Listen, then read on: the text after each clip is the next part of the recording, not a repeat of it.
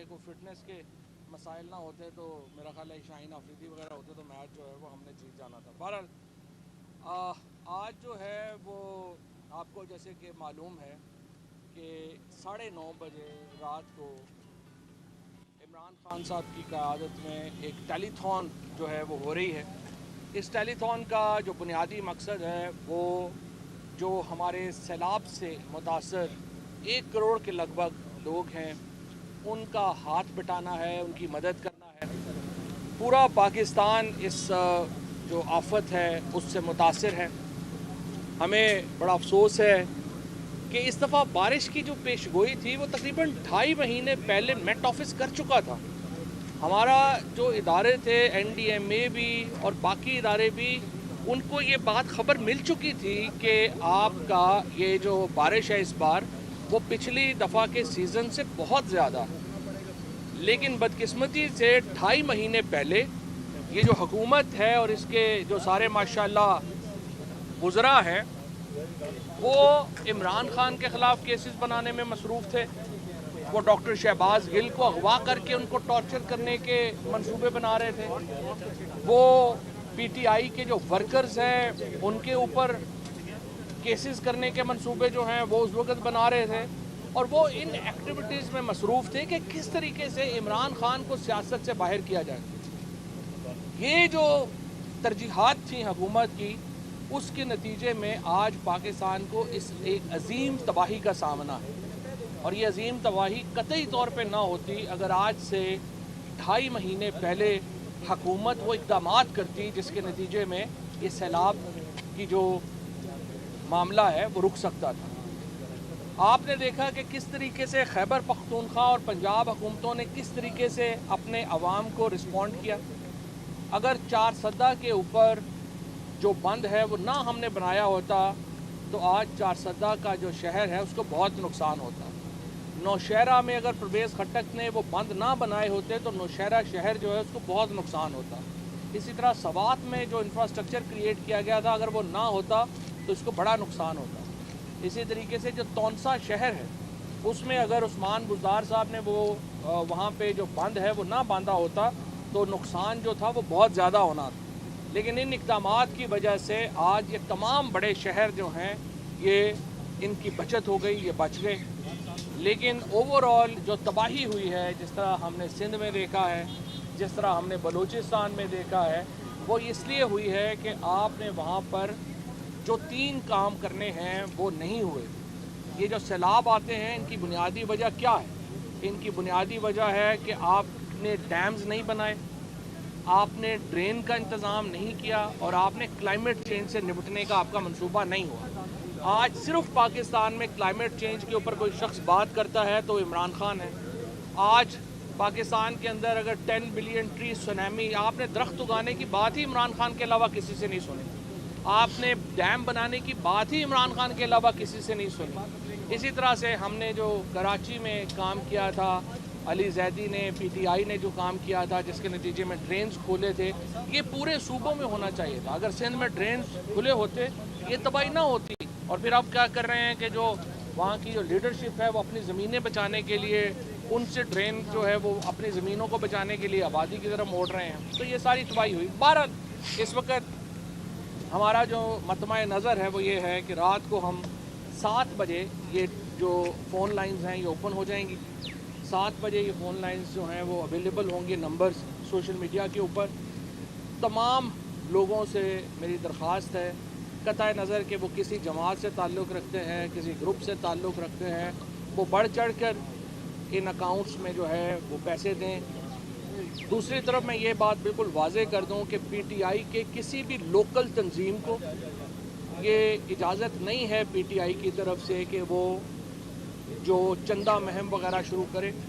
लिहाजा PTI के जो तमाम कोई वर्कर्स ने अगर नीचे कैंप शुरू किए हुए हैं उनसे मैं कहता हूं कि वो फौरी तौर के ऊपर इस टेलीथॉन में वो जमा करवाएं और अपने कैंप्स जो हैं उनको बंद किया जाए। और चंदा लेना, स्पेशली जो पैसे लेने हैं, वो किसी तौर के ऊपर भी उसकी लीडरशिप ने इजाज़त नहीं दी हुई।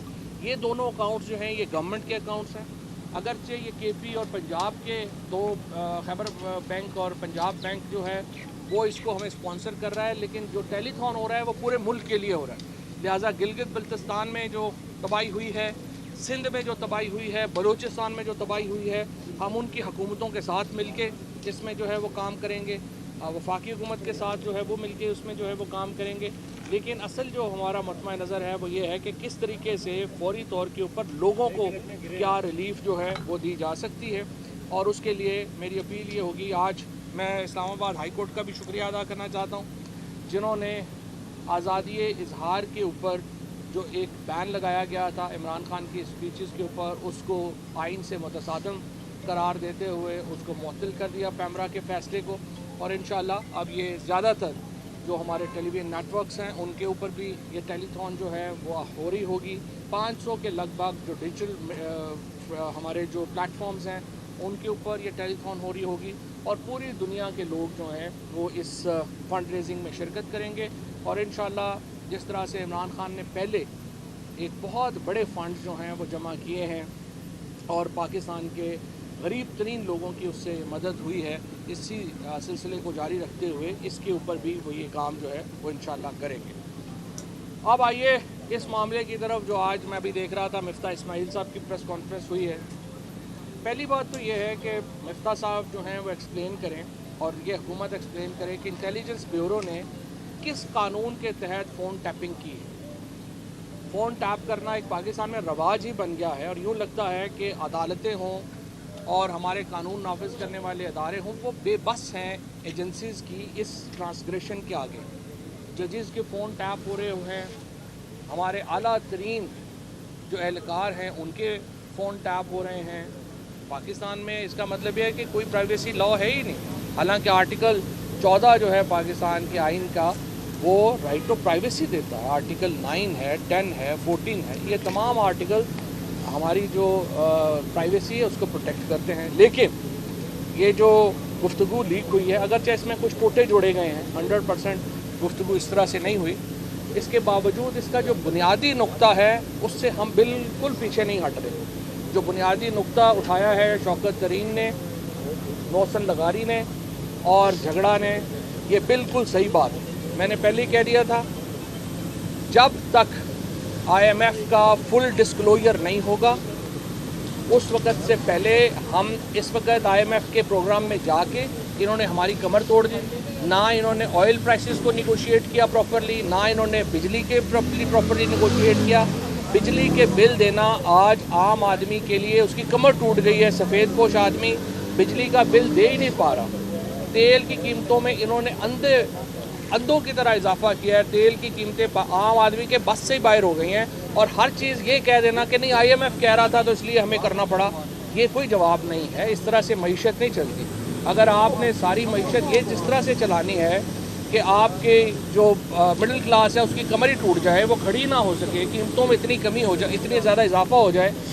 आपकी सब्ज़ियाँ इस वक्त देखें किधर चली गई हैं। सब्जियों की कीमतें इतनी ज़्यादा हो गई हैं कि हमारा किचन जो है वो लोगों के बंद होना शुरू हो गए। बेरोज़गारी आपकी इतनी ज़्यादा हो गई है, आपके लिए इस वक्त फैक्ट्रियां चलाना नामुमकिन हो गया है, क्योंकि आपकी जो इस वक्त फैक्ट्रियों के हालात हैं उनमें एनर्जी प्राइसेस इतनी महंगी हैं कि वो इस वक्त फैक्ट्री चल ही नहीं पा रही।